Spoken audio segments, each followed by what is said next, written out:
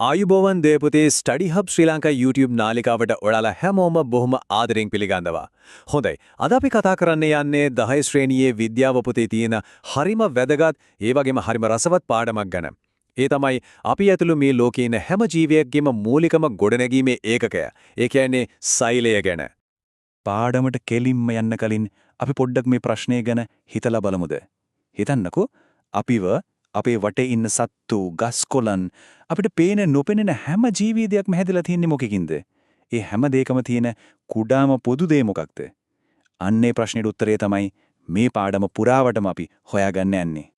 හරි. එහෙනම් මේ බලන්න අද අපි කතා කරන මාතෘකා ටික. අපි මුලින්ම ජීවයේ මූලික ඒකකය ගැන බලනවා. ඊට පස්සේ ශාක හා සත්ව සෛල, සෛල ඇතුලේ තියෙන ඉන්ද්‍රායිකා, සෛල ලොකු වෙලා බෙදෙන විදිය, ඒ වගේම මේ බෙදෙන වර්ග දෙක ගැනත් අපි පිරිවෙලට කතා කරනවා. හොඳයි. අපි යමු අපේ පළවෙනි කොටසට. ජීවයේ මූලික ඒකකය. අපි මුලින්ම බලමු කොහොමද මේ සෛලය කියන සංකල්පය විද්‍යාලෝකයට එන්නේ කියලා. මේකත් හරිම රසවත් කතාවක්. මේ කතාව පටන් ගන්නේ හිතන්නකෝ 1665 තරම ඈත අතීතයක. රොබර්ට් හුක් කියලා විද්‍යාඥයෙක් එයාම හදාගත්ත සරල අන්වීක්ෂකයෙන් කිරලපොතු කෑල්ලක් බලනකොට එයා දකිනවා හරියට මීවාදයක තියෙනා වගේ පුංචි පුංචි කුටීර ගොඩක්. ඉතින් එයා ඒ කුටීරවලට සෙල් කියන ඉංග්‍රීසි වචනයෙන් සෛල කියලා නම තිබ්බා. ඊට පස්සේ කාලෙක ශ්ලයිඩන්, ශ්වාන් සහ වර්කෝව් කියන විද්‍යාඥයන් එකතු වෙලා කරපු පරීක්ෂණ වලින් තමයි අද අපි පිළිගන්න සෛලවාදය කියන ප්‍රබල මතය ගොඩනැගෙන්නේ. ඉතින් මේ තමයි සෛලවාදයේ තියෙන ප්‍රධානම කරුණු තුන. පළවෙනි එකෙන් කියන්නේ සරලවම කිව්වොත් ජීවියෙක්ගේ ඇඟ හැදිලා තියෙන මූලිකම බිල්ඩින් බ්ලොක් එකත් ඒ ඇඟ ඇතුලේ වැඩ කෙරෙන මූලිකම ඒකකයත් සෛලය කියන එක. දෙවෙනි එක හැම ජීවියෙක්ම හැදිලා තියෙන්නේ සෛල වලින්. සමහර ජීවීන් ඇමීබා වගේ එක සෛලයකින්, අපි වගේ ජීවීන් සෛල කෝටි ප්‍රකෝටි ගාණකින්. තුන්වෙනි කරුණ තමයි සෛල නිකම් ඉබේම වෙන්නේ නැහැ. හැම අලුත් සෛලයක්ම හැදෙන්නේ කලින් තිබුණු සෛලයක් බෙදීමෙන් කියන එක. හොඳයි, දැන් අපි සෛලවාදය ගැන දන්නවනේ. අපි දැන් යොමු වෙමු අපේ පාඩමේ දෙවැනි කොටසට. ඒ තමයි අපි මේ පාඩමේදී ප්‍රධාන වශයෙන් අවධානය යොමු කරන සෛල වර්ග දෙක. ඒ කියන්නේ ශාක සෛල සහ සත්ව සෛල ගැන කතා කරන්න. මේ රූප සටහන් දෙක දිහා පොඩ්ඩක් හොඳට බලන්නකෝ. වම් පැත්තේ තියෙන්නේ දර්ශීය සත්ව සෛලයක්. දකුණු පැත්තේ තියෙන්නේ දර්ශීය ශාක සෛලයක්. බැලු බැල්මටම පේනෝ නේද දෙක අතර පොඩි පොඩි වෙනස්කම් තියෙනවා කියලා. ශාක සෛලයේදී ටිකක් නිශ්චිත හැඩයක් තියෙනවා වගේ. සත්ව සෛලයේ ටිකක් වටකුරු ස්වභාවයක් ගන්නවා.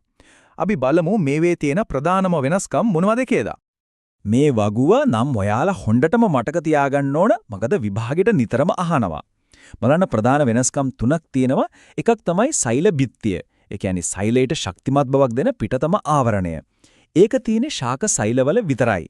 ඒ වගේම ශාක සෛලයක ගොඩක් ලොකු මධ්‍ය රික්තකයක් තියෙනවා. ඒත් සත්ව සෛලවල ඒව ලොකු එකක් නෑ. තිබුණත් හරිම පොඩි ඒවා. අනිත් වැඩගත්ම දේ තමයි ශාකවලට ආහාර හදාගන්න උදව් වෙන කොළ පාට දෙන හරිතලව. ඒක තියෙන්නේ ශාක සෛලවල විතරයි. හරි. දැන් තමයි වැඩේ තවත් රසවත් වෙන්නේ. අපි දැන් පොඩි ටුවර් එකක් යන්නයි හදන්නේ සෛලයක් ඇතුළට. හිතන්නකෝ සෛලයක් කියන්නේ නිකන්ම වතුර පිරුණු බෝලයක් නෙවෙයි. ඒක හරියට වැඩපිරිච්ච කාර්යබහුල කම්හලක් වගේ. ඒ කම්හල ඇතුලේ එක එක වැඩ කරන විශේෂිත කොටස් තියෙනවා. අන්න ඒවට තමයි අපි ඉන්ද්‍රයිකා කියලා කියන්නේ. මේ ඉන්නේ අපේ කම්හලේ ලොක්කා. ඒ කියන්නේ පාලන මධ්‍යස්ථානය. න්‍යෂ්ටිය තමයි සෛලයේ සිද්ධ වෙන හැම ක්‍රියාවක්ම හැම වැඩක්ම පාලනය කරන්නේ. ඒ විතරක් නෙමෙයි ජීවියෙක්ගේ පරම්පරාවෙන් එන තොරතුරු, ඒ කියන්නේ අපේ ඇස්වල පාට, කොණ්ඩේ ස්වභාවය වගේ දේවල් තීරණය කරන ඥාන තියෙන වර්ණ දේහ තියෙන්නේත් මේ න්‍යෂ්ටිය ඇතුලේ. ඕනම කම්හලක් වැඩ කරන්න නම් ලයිට් ඕන නේද? අන්න ඒ වගේ තමයි. සෛලයට වැඩ කරන්න ඕන කරන ශක්තිය, ඒ කියන්නේ කරන්ට් එක දෙන තැන තමයි මයිටොකොන්ඩ්‍රියම කියන බලාගාරය. අපි ගන්න ආහාර වලින් ශක්තිය නිපදවන සෛලීය ශ්වසනය කියන ක්‍රියාවලිය සිද්ධ වෙන්නේ මෙන්න මෙතන. ඉතින් මේක නැතුව සෛලයට කිසිම වැඩක් කරගන්න ශක්තියක් නැහැ. දැන් අපි බලමු මේ කම්හලේ නිෂ්පාදනාංශයේ වැඩ කරන්නේ කොහොමද කියලා. මුලින්ම රයිබෝසෝම් කියන පුංචි මැෂින් වලින් ප්‍රෝටීන් වගේ දේවල් හදනවා. ඊට පස්සේ අන්තස්ප්ලාස්මීය ජාලිකාව කියන පාරවල් පද්ධතියෙන් හදපු දේවල් සෛලය ඇතුලේ එහාට මෙහාට ගෙනියනවා. අන්තිමට ගොල්ගි සංකීර්ණය කියන්නේ පැකින් සෙක්ෂන් එක වගේ. එතනින් කරන්නේ මේ හදපු දේවල් පිළිවෙලකට ඇසුරුම් කරලා, ඒ කියන්නේ පැක් කරලා සෛලයෙන් පිටට හරි සෛලය ඇතුලේ වෙන තැනකට හරි යවන එක. හොඳයි. හැම සෛලයකටම සීමාවක් සහ ආරක්ෂාවක් තියෙන්න ඕනේ. ශාක සෛලවලට විතරක් තියෙන සෛල බිත්තියෙන් සෛලයට ශක්තිමත් බවක්, දෘঢ় බවක් සහ ආරක්ෂාවක් දෙනවා. ඊට ඇතුළතින් හැම සෛලයකම තියෙන ප්ලාස්මා පටලය හරියට ගේට්වේ ඉන්න සිකියුරිටි වගේ සෛලයට ඇතුල් වෙන්න ඕන දේවල් සහ පිට වෙන්න ඕන දේවල් තෝරලා බේරලා පාලනය කරනවා. රික්තකය කියන්නේ සෛලයේ ස්ටෝරුම. ඒකේ ජලය, පෝෂක ද්‍රව්‍ය වගේම අපද්‍රව්‍යත් තැන්පත් කරලා තියෙනවා. හරි. අපි දැන් සෛලයක් ඇතුලේ තියෙන ප්‍රධාන කොටස් ගැන ඉගෙන ගත්තා. දැන් අපි බලමු කොහොමද අපි වගේ ජීවීන් පොඩි කාලේ ඉඳන් ලොකු වෙන්නේ, කොහොමද තුවාලයක් සනීප වෙන්නේ කියන ක්‍රියාවලිය ගැන. ඒ කියන්නේ සෛල වර්ධනය සහ විභාජනය. ඒ කියන්නේ සෛල බෙදීම ගැන. මේක හරිම සරල තාර්කික දෙයක්. හැම සෛලයක්ම පෝෂණය අරගෙන වර්ධනය වෙනවා. ඒ කියන්නේ ප්‍රමාණයෙන් ලොකු වෙනවා. හැබැයි ඉතින් සීමාවක් නැතුව ලොකු වෙන්න බෑනේ. යම්කිසි ප්‍රමාණයකට ආවට පස්සේ ඒ සෛලය Taman වගේම තවත් සෛල හදන්න බෙදෙන්නම ඕන. ජීවය පරම්පරාවෙන් පරම්පරාවට යන්න නම් මේ සෛල බෙදීම කියන එක අනිවාර්යෙන්ම සිද්ධ වෙන්නම ඕන දෙයක්. හොඳයි. අපි දැන් පාඩමේ අන්තිම සහ වැදගත්ම කොටසකට ඇවිල්ලා ඉන්නේ. මෙතනදී අපි කතා කරන්නේ අර අපි කිව්ව සෛල බෙදීම සිද්ධ වෙන ප්‍රධාන ක්‍රම දෙක ගැන. ඒ තමයි අනුනන විභාජනය සහ ඌනන විභාජනය. මුලින්ම බලමු අනුවනන විභාජනය වැදගත් වෙන්නේ ඇයි කියලා. අපි පුංචි කාලේ ඉඳන් ලොකු වෙන්නේ කොහොමද? අපේ ඇඟේ සෛල ගාන වැඩි වෙන නිසා. අන්ද ඒකට කියන්නේ ජීවියාගේ වර්ධනය. ඒකට හේතුව අනුනනය. දෙවනිව අපේ අතක් පයක් හිරුනම දවස් කීපයකින් ඒක හොඳ වෙන්නේ කොහොමද? එතන මැරුණු සෛල වෙනුවට අලුත් සෛල හැදෙන්නේ මේ අනුනන විභාජනයෙන්. ඒ වගේම ඇමීබා වගේ සමහර ජීවීන් අලිංගිකව බෝ වෙන්නත් මේ ක්‍රමයම තමයි පාවිච්චි කරන්නේ. ඌනන විභාජනය කියන්නේ ටිකක් විශේෂිත වෙනස්ම ක්‍රියාවලියක්.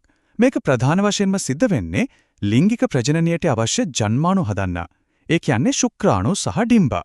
මෙතනදී වෙන විශේෂම දේ තමයි හැදෙන ජන්මාණු වල තියෙන්නේ මව් සෛලයේ තිබුණු වර්ණ දේහ ගණනින් හරියටම භාගයක්. එතකොට තමයි මවගෙන් සහ පියාගෙන් එන ජන්මාණු එකතු වෙලා ජීවි විශේෂයට නියමිත වර්ණ දේහ ගණන පවත්වා ගන්න පුරුවන් වෙන්නේ. ඒ වගේම මේ ක්‍රියාවලිය නිසා ජානමීය විවිධත්වයක් ඇති වෙනවා. ඒක පරිණාමය කියන ක්‍රියාවලියට හරිම වැදගත්. මේ වගුව දිහා බැලුවම ඔයාලට මේ විභාජන ක්‍රම දෙකේ වෙනස එකපාර පැහැදිලිවම බලා ගන්න පුළුවන්. හොඳට මතක තියාගන්න අනූලනයේදී එක විභාජනයකින් මව් සෛලයටම සමාන දුවනීය සෛල දෙකක් හැදෙනවා. හැබැයි ඌනනයේදී විභාජන දෙකක් වෙලා ජානමය වශයෙන් වෙනස් දුවනීය සෛල හතරක් හැදෙනවා. වර්ණදේහ සංඛ්‍යාවත් ඌනනයේදී අඩක් වෙනවා. මේක විභාග ප්‍රශ්න වලට නිතරම එන කොටසක් නිසා හොඳට පාඩම් කරගන්න ඕන. ඉතින් පොඩ්ඩක් හිතන්න. අපි හැමෝගෙම මේ ලෝකේ ඉන්න හැම සංකීර්ණ ජීවියෙකෙම ජීවිතය පටන් ගන්නෙ එකම එක තනි සෛලයකින්. ඒ තනි සෛලය බෙදිලා වර්ධනය වෙලා තමයි මේ තරම් විස්මිත ජීවීන් බිහි වෙලා තියෙන්නේ. ඒක ඇත්තටම මාරම පුදුම සාගතයක් නේද? හොඳයි දරුවනේ අද පාඩමට අවධානයෙන් සහභාගී වුණ ඔයාලා හැමෝටම බොහෝම ස්තුතියි. මේ වගේ තවත් විද්‍යාව පාඩම් මගන හැර බලන්න නම් Study Hub Sri Lanka අපේ YouTube නාලිකාව subscribe කරන්න. ඒ වගේම අලුත් පාඩමක් දාපු ගමන් ඔයාලට දැනගන්න එහා පැත්තේ තියෙන bell icon එකත් click කරලා තියාගන්න. එහෙනම් අපේ විද්‍යාව පාඩම් මාලාවේ තවත් වැදගත් කොටසකින් අපි නැවත හමු වෙමු. හැමෝටම සුබ දවසක්.